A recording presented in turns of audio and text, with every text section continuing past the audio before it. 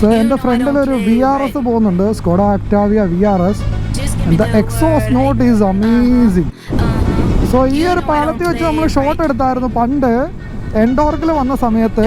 എൻ്റെ കൂടെ റൈഡിന് വരാൻ വേണ്ടി രാവിലെ 100 കിലോമീറ്റർ. രാവിലെ വലിയ കുഴപ്പമില്ലാത്ത കാലാവസ്ഥ, ഉച്ചയ്ക്ക് ഭയങ്കര ചൂട്, ഇപ്പോൾ വേണ്ട മഴ. നമ്മൾ അന്ന് ക്രോസ് ചെയ്ത പോലെ തന്നെ അവിടെ ആ വാട്ടർ ക്രോസിങ്ങിന് അവിടെ വെള്ളം കയറി കാണുമോ എന്നുള്ളതാണ് ഞാൻ ആലോചിക്കുന്നത്.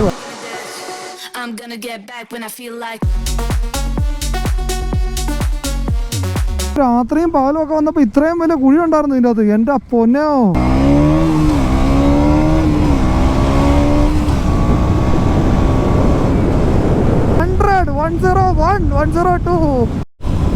സോ ഫോർട്ട് കൊച്ചി വന്നിട്ട് കുറച്ച് പോസ്റ്റും കാര്യങ്ങളും ആയിപ്പോയി. അതുകൊണ്ട് തന്നെ നമ്മൾ അകത്തോട്ട് കയറിയില്ല. പിന്നെ ഇവിടെ മഴക്കാറ് കയറിയതുകൊണ്ട് നല്ല ഇരുട്ട് പോലെ. സമയം ഒന്നും ആയിട്ടില്ല, 5 മണി ആയേ ഉള്ളൂ, പക്ഷെ നല്ല പോലെ ഇരുട്ടും കാര്യങ്ങളും പോലെ ആയി. സോ അതുകൊണ്ട് നമ്മൾ അങ്ങോട്ട് പിന്നെ അകത്തോട്ട് കയറാൻ നിന്നില്ല. പിന്നെ മഴക്കാറൊക്കെ ഉള്ളപ്പോൾ അങ്ങോട്ട് പോകാതിരിക്കുകയാണ് കുറച്ചുകൂടെ നല്ലത്. അതുകൊണ്ട് തന്നെ പെട്ടെന്ന് പോന്നു. പിന്നെ നമ്മുടെ ഫ്രണ്ടിനെ കണ്ടു.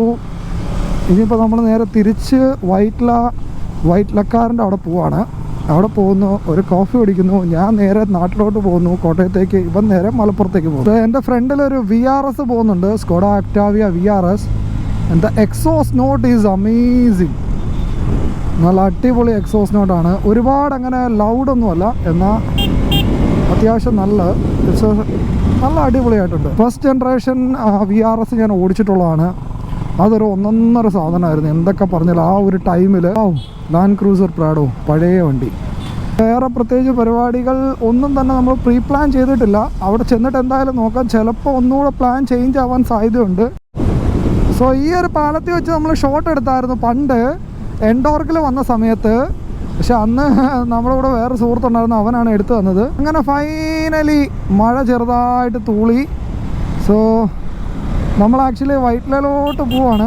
അവിടെ സിഗ്നലിൽ നമ്മൾ റൈറ്റ് എടുത്തു. ഇത് നേരെ മരടിലോട്ട് വന്ന് ജോയിൻ ചെയ്യും. എന്താ പറയുക, എൻ്റെ കൂടെ ആണെങ്കിൽ അവന് റൈഡ് ചെയ്യാൻ ഭയങ്കര താല്പര്യമാണ്. കാരണം ഞങ്ങളന്ന് മൂന്നാർ പോയ സമയത്ത്, നിങ്ങൾ മൂന്നാർ വീഡിയോ ഇതുവരെ കണ്ടില്ലെങ്കിൽ ചെക്കൗട്ട് ചെയ്യുക. ഞങ്ങൾ നീലക്കുറിഞ്ഞ് കാണാൻ വേണ്ടി പോയിരുന്നു. അപ്പോൾ ആ ഒരു ടൈമിൽ ഞങ്ങൾ രണ്ടുപേരും കൂടെ എൻ്റെ എൻഡോർക്കലാണ് പോയത്. ആൻഡ് അവനെ സംബന്ധിച്ചിടത്തോളം ആ ഒരു റൈഡ് ഭയങ്കരമായിട്ട് എൻജോയ് ചെയ്തു. കാരണം ഓടിക്കുന്ന ഒരാളുടെ കംഫർട്ട് മാത്രമല്ല, പുറകിരിക്കുന്ന ഒരാളുടെ കംഫർട്ടൊക്കെ നോക്കി വണ്ടി എടുക്കുക. സ്വന്തം കാര്യം മാത്രമല്ലാതെ മറ്റുള്ളവരുടെ കാര്യത്തിൽ കൂടുതൽ ശ്രദ്ധ കൊടുക്കുക. അപ്പം അതെല്ലാം അവന് ഭയങ്കര ഇഷ്ടപ്പെട്ടൊരു കാര്യങ്ങളാണ് കുറേയൊക്കെ. എൻ്റെ കൂടെ മോസ്റ്റ്ലി റൈഡ് വരാൻ വളരെ താല്പര്യമുള്ള ആൾക്കാരുണ്ട്. ഇപ്പം ലാസ്റ്റ് ടൈം നമ്മൾ മാമലക്കണ്ടം ഒരു റൈഡ് പോയിരുന്നു. അതിൻ്റെ വീഡിയോ നമ്മുടെ ചാനലിൽ ഉടനെ വരുന്നതായിരിക്കും. അപ്പോൾ അതിലാണെങ്കിൽ പോലും എൻ്റെ കൂടെ റൈഡിന് വരാൻ വേണ്ടി രാവിലെ 100 കിലോമീറ്റർ എന്ന് വെച്ചാൽ ഏകദേശം 1-2 മണിക്കൂറോളം നേരത്തെ എഴുന്നേറ്റ് എൻ്റെ കൂടെ റൈഡ് വരാൻ വേണ്ടിയിട്ട് മാത്രമാണ് നമ്മുടെ ട്രൂ ഇൻഫോ ഷിബിൻ എൻ്റെ കൂടെ വന്നത്. സോ ഈ ഒരു പാലത്തിനുണ്ടല്ലോ ഇടയ്ക്കിടയ്ക്ക് ഭയങ്കര വലിയ വലിയ കുഴികളൊക്കെ ഉണ്ട്. അയ്യോ, ഒന്നും പറയണ്ട. അതേണ്ട കുറച്ച് മുമ്പുണ്ടല്ലോ പുറകിൽ ഇതിലും വലിയ 4 ഇരട്ടി 8 ഇരട്ടിയുള്ള കുഴികളായിരുന്നു. രാവിലെ വലിയ കുഴപ്പമില്ലാത്ത കാലാവസ്ഥ, ഉച്ചയ്ക്ക് ഭയങ്കര ചൂട്, ഇപ്പോൾ വേണ്ട മഴ.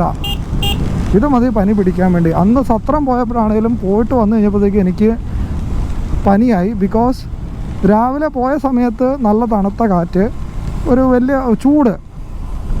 അത് കഴിഞ്ഞ് കുറച്ചങ്ങ് കുട്ടിക്കാനം കഴിഞ്ഞപ്പോൾ മഴ. അത് കഴിഞ്ഞപ്പോഴത്തേക്കും പിന്നെ വെയിൽ. അത് കഴിഞ്ഞ് പിന്നെയും മഴ. അത് കഴിഞ്ഞ് വൈകുന്നേരം ആയപ്പോഴത്തേക്കും ഫോഗ്. അതും ഭയങ്കര തണുപ്പുള്ള ഫോഗും കാര്യങ്ങളെല്ലാം കൂടെ കൂടി എനിക്ക് പണിയായി. വൈറ്റിൽ എത്താറായി. പക്ഷേ നമ്മൾ പോഷിൻ്റെ ഷോറൂം കഴിഞ്ഞു. ഇവിടെയാണ് പോഷയുടെ ഷോറൂം, ഇവിടെയാണ് ഹോണ്ടയുടെ ബിഗ് വിങ്. ഞാനിപ്പോൾ ആലോചിക്കുന്ന വൈറ്റിലെ പാലത്തിൻ്റെ മുകളിൽ കൂടെ കയറി പോകണോ അതോ നിലവിൽ താഴേക്കട ചെന്നിട്ട് ലെഫ്റ്റ് തിരിഞ്ഞ് അങ്ങനെ കറങ്ങി വന്നോ എന്നാണ് ആലോചിക്കുന്നത്. മഴയായില്ലേ, വൈറ്റിലേക്കാരൻ്റെ അവിടെ കയറിയിട്ട് പോയാലോ? എന്നാലും യൂട്ടടുത്ത് കയറിയിട്ട് പോവാം. അവിടെ ആകുമ്പോൾ ഒരു 5 മിനിറ്റ് നിൽക്കാമല്ലോ, ചായ കുടിച്ചിട്ട് പോവാം. സെറ്റ്. റെയിൻ കവർ അതവിടെ ഉണ്ടല്ലോ. ഓ, ഇതുകൊണ്ട് അങ്ങനെ ഒരു ഉപകാരമുണ്ട്. ഉണ്ടെന്ന്. ലെഫ്റ്റ് തിരിഞ്ഞ് കറങ്ങി വന്നോ? വന്നാലോ? ലെഫ്റ്റ് തിരിയേ, കറങ്ങി വരാം. തൊലി ഓടെ ഇവിടെ വന്നു കഴിഞ്ഞാണല്ലോ 2 മിനിറ്റ് 3 മിനിറ്റ് വെറുതെ നിൽക്കേണ്ടി വരും. സോ വൈറ്റിലക്കാരൻ്റെ കടയിലോട്ട് പോകണമെങ്കിൽ നിങ്ങളിവിടെ ട്രയംഫിൻ്റെ ഷോറൂമിൻ്റെ വാതക്കേക്കട പോകണം. അതായത് ഇതാണ് കണ്ടോ, ഇത് ഫ്ലൈ ഓവർ. നമുക്ക് എടപ്പള്ളി അങ്ങനെ തന്നെ പോകാൻ വേണ്ടി നമ്മൾ വൈറ്റിലക്കാരൻ്റെ കട അവിടെയാണ്. സോ നമുക്ക് ഈ വഴി എടുക്കണം. ട്രയംഫിൻ്റെ ഷോറൂം ഇന്നിപ്പം ഞായറാഴ്ച ആയതുകൊണ്ട് ഷോറൂം അവധിയാണ്. ലൈറ്റൊക്കെ ഉണ്ട്, എന്നാലും അവധിയാണ്. ഇനിയിപ്പോൾ ഇവിടെ നമുക്ക് ഫ്രണ്ടിൽ നിന്ന് റൈറ്റാണ് എടുക്കേണ്ടത്. മഴയുണ്ടല്ലോ, പിള്ളേരെല്ലാം കുട ചൂടി സൈക്കിളെ ഓട്ടുന്നു. Very good. സൈക്കിളാണേലും ഓപ്പോസിറ്റ് കട വരുന്നത് തെറ്റല്ലേ ചേട്ടാ. വൈറ്റിലക്കാരൻ്റെ അവിടെ നിന്ന് നമ്മൾ കയറി ഒരു കോഫിയൊക്കെ കുടിച്ചിട്ട് അവിടെ നിന്ന് ഇറങ്ങി സിഗ്നലിൽ ഇപ്പുറത്തോട്ട് വന്നു. ഇറങ്ങിയപ്പോഴേ സിഗ്നൽ ഓപ്പൺ ആയിരുന്നു, അതുകൊണ്ട് ഇങ്ങനെ പോരേണ്ടി വന്നു. ഓണാക്കാൻ സമയം കിട്ടിയില്ല ക്യാമറ. അവിടെ കൂടിക്കൂടി വരുവാണ്. ഗോപ്രോ എടുത്ത് അകത്തി വെക്കേണ്ടി വരുമോ എന്ന് എനിക്കൊരു സംശയം. പിന്നെ എന്തായാലും ഞാൻ ഒരുപാട് അമാന്തിക്കാതെ തന്നെ പെട്ടെന്ന് തന്നെ സർവീസ് ചെയ്യാനുള്ള പരിപാടി നോക്കുന്നതായിരിക്കും. ബിക്കോസ് പലപ്പോഴും ഇത് ഓട്ടോമാറ്റിക്കായിട്ട് ഓൺ ആവുന്നുണ്ട്. ഞാനിപ്പോൾ നിലവിൽ ഇപ്പോഴും ഞാൻ ശ്രദ്ധിച്ചു, വൈറ്റിലക്കാരൻ്റെ കടയിൽ കയറിയ സമയത്ത് ഞാൻ ഓഫ് ചെയ്തിരുന്നതാണ്, പക്ഷേ തന്നെ അത് ഓണായി. എങ്ങനെ ഓണായെന്ന് ചോദിച്ചു കഴിഞ്ഞാൽ അറിയത്തില്ല, എങ്ങനെ ഓണായി അങ്ങനെ ഇരിക്കുമായിരുന്നു. സോ അതുകൊണ്ടൊക്കെ തന്നെ ഒന്ന് ചെക്ക് ചെയ്യണം, ഒന്ന് സർവീസ് ചെയ്യണം പ്രോപ്പറായിട്ട്. നമ്മൾ സ്ഥിരമായിട്ട് എറണാകുളത്ത് നിന്ന് എടുക്കാറുള്ള ഷോർട്ട് കട്ട് കയറി, ബിക്കോസ് നേരെ വഴി കൂടെ പോകാമായിരുന്നു. ബട്ട് എന്താ സംഭവം എന്ന് വെച്ച് കഴിഞ്ഞാൽ മഴയും കൂടെ ഉള്ളത് കൊണ്ടേ ഇനി അവിടെ വല്ല ജാം ആയി കഴിഞ്ഞാൽ പിന്നെ മഴയത്ത് നിൽക്കേണ്ടി വരും. അപ്പോൾ അത് കാരണം പിന്നെ ഇതിലേക്ക് പോന്നു കഴിഞ്ഞാൽ അധികം ഉണ്ടാവാറില്ല. എപ്പോഴും വരുമ്പോൾ ഇവിടെ ഫ്രീ ആണ്. ട്രാഫിക് അങ്ങനെ ഇതുവരെ അങ്ങനെ ഉണ്ടായിട്ടില്ല. ഗോപ്രോയുടെ ബാറ്ററി ഡൗൺ ആയി പോയെന്ന് തോന്നുന്നു. Let see. എന്തായാലും ഇപ്പം നിലവിൽ വീട് വരെ എത്തുമെന്ന് ഞാൻ പ്രതീക്ഷിക്കുന്നു. ഇങ്ങോട്ട് അത്യാവശ്യം നല്ല മഴയുണ്ട്. ഒരുപാട് ഹെവി ആയിട്ടുള്ളതില്ല, എന്നാൽ പോലും ലെൻസ് ഒന്ന് ക്ലീൻ ചെയ്യട്ടെ. ഹെവി ആയിട്ടുള്ളതില്ല, എന്നാലും അത്യാവശ്യം നല്ലപോലെ ഉണ്ട്. സോ ഞാൻ ആലോചിക്കുന്നതെന്ന് വെച്ച് കഴിഞ്ഞാൽ നമ്മൾ അന്ന് ക്രോസ് ചെയ്ത പോലെ തന്നെ അവിടെ ആ വാട്ടർ ക്രോസിങ്ങിന് അവിടെ വെള്ളം കയറി കാണുമോ എന്നുള്ളതാണ് ഞാൻ ആലോചിക്കുന്നത്. വെള്ളം കയറിയാലും കുഴപ്പമില്ല, പക്ഷേ രാവിലെ ആ കുഴി കണ്ടതിന് ശേഷം ചെറിയൊരു പേടി. എന്ത് വലിയ കുഴിയാണെന്നറിയോ അത്. സോ അന്ന് ഞാൻ ഓർക്കുവാണ്, രാത്രി വന്നപ്പോഴും രാവിലെ വന്നപ്പോഴും ഒരു ദൈവാനുഗ്രഹം കൊണ്ട് ആ കുഴി വീഴാതിരുന്നു നന്നായി. ആ കുഴി വീണ് കഴിഞ്ഞാൽ നമ്മൾ പിന്നെ വണ്ടി നോക്കുകയേ വേണ്ട. കാരണം ചിലപ്പോൾ വല്ല വെള്ളവും കയറിയിട്ട് വണ്ടി ഓഫായി പോകും. ആ വെള്ളം കയറുന്ന സ്ഥലത്ത് നമ്മൾ എത്തി. താങ്ക് ഗോഡ് എന്തായാലും വെള്ളമൊന്നും കയറിയിട്ടില്ല. പക്ഷേ കുഴി കണ്ടോ, അയ്യോ 1.5 കുഴി. അയ്യോ ഇത് ഇവർ അടച്ചു വിട്ടോ. എന്തായാലും കൊള്ളാം. ഇങ്ങനെയൊക്കെ പടപടാന്ന് വർക്ക് ചെയ്യുവാണെങ്കിൽ ഗവൺമെൻറ്റിനോട് നമുക്ക് തന്നെ ഒരു ഇത് തോന്നും. കഴിഞ്ഞ വീഡിയോയിൽ ഞാൻ 1-2 കാര്യങ്ങൾ പറഞ്ഞിരുന്നു. ഇവിടെ കേരളത്തിൽ രാത്രി വണ്ടി ഓടിക്കാനുള്ള ബുദ്ധിമുട്ടുകളും കാര്യങ്ങളും ആക്സിഡൻ്റ് ഉണ്ടാകുന്നത്. സോ ഞാൻ ഓൾ ഓവർ ഇന്ത്യ ഒരുപാട് സ്ഥലങ്ങളിൽ ഒരുപാട് പ്രദേശത്ത് കറങ്ങിയൊരു വ്യക്തിയാണ് ഞാൻ. സോ അവിടെയും ഹൈവേയും കാര്യങ്ങളും ഡബിൾ ലൈനും ഒക്കെ ഉണ്ടെങ്കിലും സിംഗിൾ ലൈൻ റോഡ്സും ഉണ്ട് പല സ്ഥലത്തും. ഇപ്പോൾ ഈവൻ ബാംഗ്ലൂർ ആയിക്കോട്ടെ, ബോംബെ ആയിക്കോട്ടെ, ഡൽഹി ആയിക്കോട്ടെ, അവിടെയും സിംഗിൾ ലൈൻ റോഡ്സും കാര്യങ്ങളൊക്കെ ഉണ്ട്. ഈ ഡബിൾ ലൈൻ ആയാലും സിംഗിൾ ലൈൻ ആണെങ്കിലും അവിടെയുള്ളവർ ഞാൻ ഈ പറഞ്ഞ പോലെ ഒരു മര്യാദ കാണിക്കും. മറ്റുള്ളവരോട് ഒരു മര്യാദയും കാര്യങ്ങളൊക്കെ കാണിക്കും അവർ. എന്ന് വെച്ചാൽ ഓപ്പോസിറ്റ് വരുമ്പോൾ അവരുടെ ഹൈ ബീം അങ്ങനെ യൂസ് ചെയ്യാറില്ല, ലോ ബീം ആയിരിക്കും വെച്ചേക്കുക. ഇനിയിപ്പോൾ ഡബിൾ ലൈൻ ആയാലും ശരി, അവർ ഓപ്പോസിറ്റ് കൂടെ വരുമ്പോൾ അത്ര എമർജൻസി സിറ്റുവേഷൻ ആണെങ്കിൽ മാത്രമേ ഹൈ ബീം യൂസ് ചെയ്യുള്ളൂ. ലോ ബീമിൽ തന്നെ അവർ ഓടും. പിന്നെ അത് ബേസിക്കലി ഒരു കാരണം എന്താണെന്ന് വെച്ച് കഴിഞ്ഞാൽ അവർക്ക് ഹൈ ബീം യൂസ് ചെയ്യേണ്ട ആവശ്യമില്ലാതെ വരുന്നത് ഒരുപാട് സ്ട്രീറ്റ് ലൈറ്റും കാര്യങ്ങളൊക്കെ വെച്ചിട്ടുണ്ട്. പക്ഷേ അതങ്ങനെ മെയിൻ 2 വേ ലൈനിലും ഒക്കെ ആണെങ്കിലും സിംഗിൾ ലൈൻ റോഡിൽ അവർ കയറുമ്പോഴും ഈ പറഞ്ഞ പോലെ ബിം അടിച്ചു തരും, അല്ലെങ്കിൽ ലോ ബീമിൽ ഇട്ട് തരും, കാര്യങ്ങൾ ചെയ്തു തരും. സോ അങ്ങനെ ഒരു മര്യാദ കാണിക്കും. ഞാൻ പല സ്ഥലങ്ങൾ, അതായത് ഓൾ ഓവർ ഇന്ത്യ കറങ്ങിയിൽ കേരളത്തിലൊഴിച്ച് ബാക്കി എല്ലാ സ്ഥലത്തും ഇങ്ങനെ ആൾക്കാർ ചെയ്തു തരാറുമുണ്ട്, എടുക്കാറുമുണ്ട്. ഇത് വണ്ടി വന്നാലും വണ്ടി വന്നില്ലെങ്കിലും ഹൈ ബീമിൽ നിന്ന് മാറ്റത്തില്ല. നമ്മൾ ചത്താലും ഹൈ ബീമിൽ നിന്ന് മാറ്റത്തില്ല ഗൈസ്. അങ്ങനെയുള്ള ഒരു പ്രതിജ്ഞ എടുത്തിട്ടാണ് ആൾക്കാർ എല്ലാവരുടെയും കാര്യം ഞാൻ പറയുന്നില്ല, ഒരു 75% ആൾക്കാർ വീട്ടിൽ നിന്ന് ഇറങ്ങുന്നത്. ഞാൻ ചത്തെന്ന് പറഞ്ഞാൽ ലോ ബീം ഇട്ട് കൊടുക്കത്തില്ല. അവൻ വന്ന് ഇടിക്കുമോ മറിക്കുമോ, അവൻ എൻ്റെ വണ്ടിക്കിട്ട് വന്ന് ഇടിക്കുമോ, എന്ത് ചെയ്താലും ഞാൻ ലോ ബീം ഇട്ട് കൊടുക്കില്ല. അങ്ങനെ അവൻ ലോ ബീം ഇട്ടിട്ട് കണ്ടുകൊണ്ട് പോകണ്ട എന്ന് തീരുമാനിച്ച് വരുന്ന ആൾക്കാരാണ് ഇവിടെ കൂടുതൽ.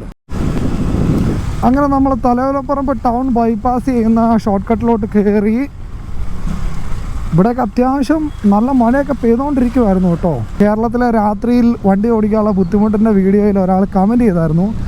അപ്പോൾ പുള്ളി പറഞ്ഞു ഇപ്പോൾ ഇറങ്ങുന്ന എല്ലാ വണ്ടികളെയും ലൈറ്റ് ഭയങ്കര പവർഫുള്ളാണ്, അപ്പോൾ ലോ ബീമിലാണെങ്കിൽ പോലും നമുക്ക് കാണാൻ പറ്റത്തില്ല. But let me tell you bro, അതായത് നമ്മളിപ്പോൾ ഏതൊരു വണ്ടിയാണേലും അതിൽ ലൈറ്റ് അഡ്ജസ്റ്റ് ചെയ്യാൻ പറ്റും.